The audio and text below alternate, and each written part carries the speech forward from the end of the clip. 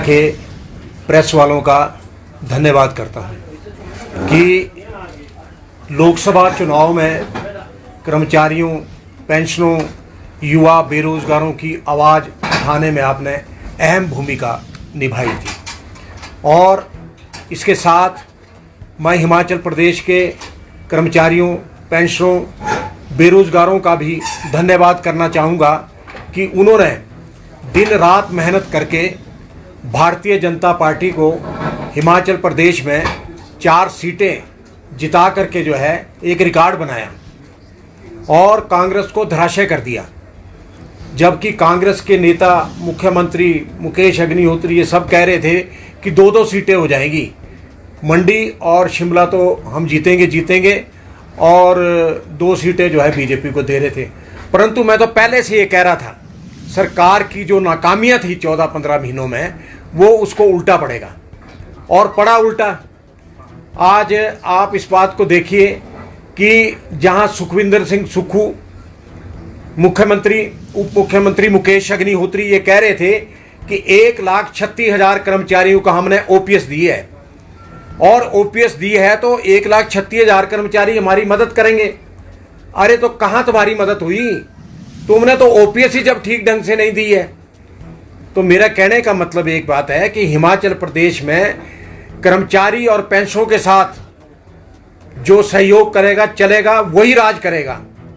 आज ये धराशायी हो गए। ये आज इस बात की खुशी मना रहे हैं कि हमने जो है 4 बाई इलेक्शन जीते हैं। 4 बाई इलेक्शन नहीं जीते, अभी अगला इतिहास देखिए आप। अभी 3 इलेक्शन और होने वाले हैं और आप अभी इलेक्शन तो 9-10 होने यहाँ पे। तो इसलिए ऐसा है कि मैंने जो कहा वो हिमाचल के प्रदेश के कर्मचारियों ने सुना। वर्तमान सरकार जो है ये कर्मचारी विरोधी सरकार है। इन्होंने कर्मचारियों को जो है 12% डीए नहीं दिया और अभी जुलाई में फिर 16% हो रहा है। और इसके साथ आप देखिए कि एरियर नहीं दिया, मेडिकल रिवर्समेंट का जो 30 करोड़ था वो नहीं दिया। 6,000 के ऊपर जो है बिना इलाज के पेंशनर मर गए। आप बताइए, बद्दुएं तो पड़ी सरकार को और ये बड़ी खुशी मना रहे कि हमने 4 सीटें जीत ली। अरे उस आप देखिए 2 सीटें तो फिर भी बीजेपी ने जीती। और अगर ये 3 सीटें हमीरपुर और ऊना में जो कांग्रेस ने जीती है, इसमें भी बड़े भीतरगाह की बू आ रही है।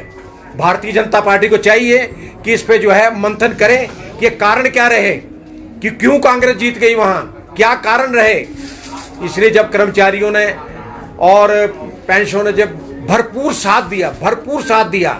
और दूसरी बात ये मैं कहना चाहूँगा कि वर्तमान सरकार के पास पैसा नहीं है, खाली है खजाना इनका।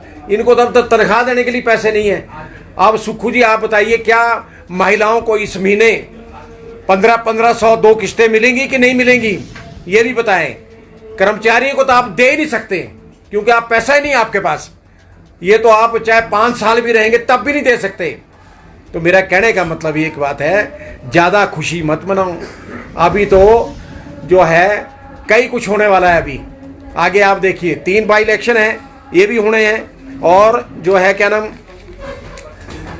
हाई कोर्ट में भी पेंडिंग है 6 सीपीएस का मामला। तो आप देखिए कई कुछ है, अभी गर्भ में कई कुछ छिपा है। तो मेरा कहने का मतलब एक बात ये है कि जहां पर हिमाचल प्रदेश में भी भारतीय जनता पार्टी के पूर्व मुख्यमंत्री जयराम ठाकुर और भारतीय जनता पार्टी के अध्यक्ष राजीव बिंदल ने अच्छा काम किया। पहली बार हिमाचल प्रदेश में इन्होंने अच्छा काम पूरे प्रदेश में किया और इन्होंने कर्मचारियों की समस्याओं को भी उठाया। और इन्होंने तो ये कहा था कि अगर हमारी सरकार जून में बनती है, हम कर्मचारियों को सारी अदायगी करेंगे, चाहे एरियर है, चाहे डीए है, चाहे मेडिकल रिवर्समेंट है। पर चलो कोई बात नहीं, अभी हम इंतजार करेंगे महीना 2 महीना, क्योंकि ज़्यादा देर तक ये सरकार हिमाचल प्रदेश में चलने वाली नहीं है और नहीं चलेगी। कर्मचारी नहीं चलने देंगे इनको, बाकी तो छोड़िए आप। आज इस बात की मैं और फिर हिमाचल के जो कर्मचारियों को बधाई देना चाहता हूँ, पेंशनों को बधाई देना चाहता हूँ कि आपने दिन रात मेहनत करके जो काम किया वो बड़ा सराहनीय रहा। और अब जो है हमने फिर आज ये मैं कह रहा हूं सुखविंदर सुक्खू को, आपको 30 जून तक का टाइम है। 30 जून से पहले एरियर भी दो 12% जो डीए है वो भी दो, और मेडिकल रिवर्समेंट का जो 30 करोड़ है वो भी दो। अगर आप ये नहीं देंगे तो 1 जुलाई से हिमाचल प्रदेश के जो कर्मचारी, पेंशनर, युवा बेरोजगार है, वो जन जागरण अभियान पूरे प्रदेश में चलाएंगे कांग्रेस पार्टी के खिलाफ। और इसके अलावा आप ये कहते थे कि 22,000 नौकरियां हमने दी हैं, वो भी इस महीने जारी करो। कहां आपने नौकरियां दी हैं? ऐसे ठगो मत। आपने तो हिमाचल प्रदेश के 70-75 लाख लोगों को ठग के रख दिया है। आप ठग पार्टी है, ठग सरकार है। ये पहली सरकार ऐसी है कि जिन्होंने हिमाचल प्रदेश में लोगों को ठग करके जो है सत्ता हथियाई है। मुकेश अग्निहोत्री उप मुख्यमंत्री कह रहे हैं रामपुर के ननखड़ी में कि राजा साहब आइए, देखिए विक्रमादित्य को, जो देख रहे हैं ऊपर से। अरे क्या देख रहे हैं? कांग्रेस का भट्ठा प्लेट आपने कर दिया। जो वीरभद्र सिंह ने कमाया था वो आपने गड्ढे में डुबो दिया है। आज कांग्रेस आप लोगों की वजह से डूबी है। और दूसरी बात मैं ये कहना चाहूंगा, प्रतिभा सिंह अध्यक्ष है कांग्रेस की, और विक्रमादित्य जो मंत्री है पीडब्ल्यूडी, इन्होंने डुबोया। अरे मुख्यमंत्री महोदय, आप क्या है? कहां है आपकी सीआईडी? कहां है आपके आला अधिकारी? क्या आपको रिपोर्ट नहीं करते? वो इनकी वजह से ज्यादा आप डूबे हैं। विक्रमादित्य रिजाइन कर रहा है, आप देखिए हो गया ना धराशय। आज जो उठ करा था ना कि ओ जी मैं जीत जाऊंगा, कंगना को हरा दूंगा, बॉम्बे भेज दूंगा, आज खुद धराशय हो गया। तो मेरा कहने का मतलब एक बात है कि कर्मचारियों के आगे हिमाचल प्रदेश में कोई पार्टी टिकती नहीं है, और जो बेईमानी करती है वो धराशय हो जाती है। अभी भी इनको समय है कि 1 महीने के अंदर हमारी जो है डीए 12% है वो दे दे, और एरियर जो है वो दे दे, और मेडिकल रिवर्समेंट का पैसा वो दे दे। नहीं तो अगर ये नहीं देंगे 1 महीने में, इनका पूरे प्रदेश में फिर बाजा बजेगा। और जो बाई इलेक्शन 3 आने वाले हैं ये भी हारेंगे, ये भी हारेंगे। तो इनका अब हारने का क्रम चल पड़ा है। ये रुकेगा नहीं ये।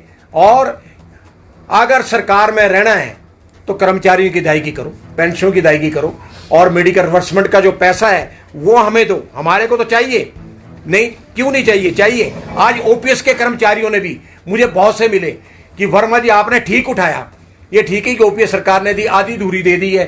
तो मेरा कहने का मतलब एक बात है, उन्होंने भी जो वोट है कांग्रेस के विरुद्ध किए। कहां रहे ये नेता? कहां ओपीएस के नेता? कहां एनपीएस के नेता? कहां दूसरे नेता? इन चुनावों में तो कोई नजर नहीं आया। मैंने कर्मचारियों की बात रखी और कर्मचारियों ने उसका समर्थन किया। और पेंशनों के जो कुछ लोग थे, जैसे आत्माराम शर्मा, वो कहता मैं अपने आप को पेंशन का लीडर हूं। अरे कहां है लीडर?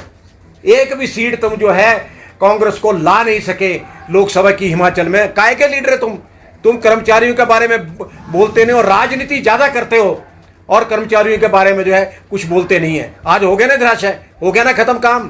तो इसलिए सुखविंदर सुक्खू जी अपने सलाहकारों से बचो और सही इंफॉर्मेशन लो। जब सरकार चलानी है, जब भैया जाना है, तो इसमें मैं तो कुछ कर नहीं सकता।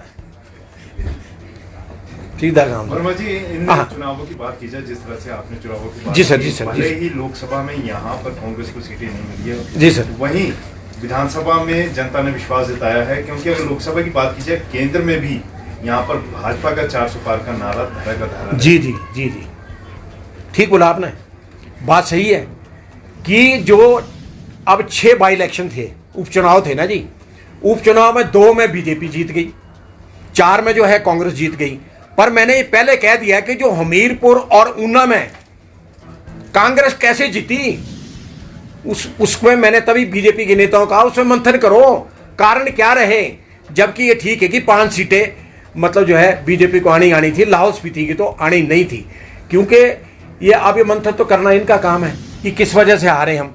कर्मचारियों ने तो कोई कसर नहीं रखी, पूरे प्रदेश में कर्मचारियों ने समर्थन किया, पेंशनों ने समर्थन किया। तो मैं तो आज इनसे यही कह रहा हूं कि इस बात पे मंथन करिए कि हारी क्यों। अगर आप इस बात पे मंथन करते हैं तो करो, नहीं तो फिर हम 15 दिन में फिर मैं खुलासा कर दूंगा क्यों हारे, हारने का कारण क्या था, क्यों हारे वहां पर। अनुराग को तो ठीक है वोट पड़ गए, और दूसरी तरफ जो है उपचुनाव में जो है क्या नाम है कांग्रेस को वोट डाल दिए, कारण क्या रहा। मैं आज राजीव बिंदल जी से, जो अध्यक्ष हैं भारतीय जनता पार्टी के, उनसे अनुरोध करता हूं कि इस बारे में चिंतन करें, मंथन करें, कारण क्या रहा। यहां तो क्लीन स्वीप थी, कर्मचारियों की तरफ से तो क्लीन स्वीप थी, तो इसलिए मेरा कहना ये है, ठीक आपने ठीक बात कही है कि अब जीते हैं तो जीते हैं, इसमें दो राय तो कोई नहीं है, परंतु उसके बावजूद में ये मैं आज आपको कह रहा हूँ कि अभी हाईकोर्ट में मामला है, छः ओबी होने चुनाव और 3 चुनाव, 9 चुनाव होने अभी, तो इसलिए सुक्खू सरकार अभी खतरे में, डेंजर जोन में, अभी आईसीयू में अभी भी है। हमें पता है सर, 71 साल की मेरी उम्र हो गई है, मैं 2 बार एनजीओ फेडरेशन का अध्यक्ष रहा और मैंने पूरे प्रदेश के कर्मचारियों पेंशनों की नज़र रखता हूं कि क्या है। आज वो बड़ी तकलीफ में है, आज बड़ी तकलीफ में है, उनको पैसा नहीं मिल रहा। पैसा मिलेगा तो वो सरकार के साथ चलेंगे, नहीं मिलेगा तो सरकार के साथ नहीं चलेंगे। क्या लग रहा है अगर बीजेपी अपने कैंडिडेट को टिकट देती तो जीत सकती? सर ऐसा है, अब ये तो अब टिकट देने ना देने का तो उनका है ना जी, बीजेपी ने किसको टिकट देना, कांग्रेस ने किसको टिकट देना। हमारा तो सिर्फ एक मकसद है, जो हमारे साथ चलेगा उस पार्टी का हम साथ देंगे। भारतीय जनता पार्टी के नेताओं ने यह कहा था कि अगर जून में हमारी सरकार बनती है तो हम सारी अदायगी कर्मचारी और पेंशनों की करेंगे। तो इसलिए ऐसा कि वो अब 4 सीटें नहीं जीत पाए, तो इसलिए सारा मामला लटक गया। पर जो चलो फिर भी अभी 2 महीने और रुकिए सर, 2 महीने के अंदर बहुत कुछ होने वाला है।